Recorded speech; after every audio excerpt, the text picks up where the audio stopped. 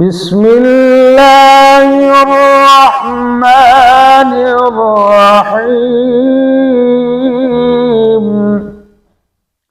رسول اللہ صلی اللہ علیہ وسلم نے فرمایا، جب شعبان کی 15ویں رات ہوتی ہے تو اللہ تعالی کی طرف سے ایک پکارنے والا پکارتا ہے کہ کیا کوئی مغفرت کا طالب ہے کہ میں اس کی مغفرت کروں؟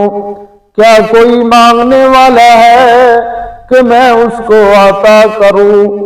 اس وقت اللہ تعالی سے جو سچے دل سے مانگتا ہے اس کو ملتا ہے، مگر بدکار عورت اور مشرک کو نہیں ملتا۔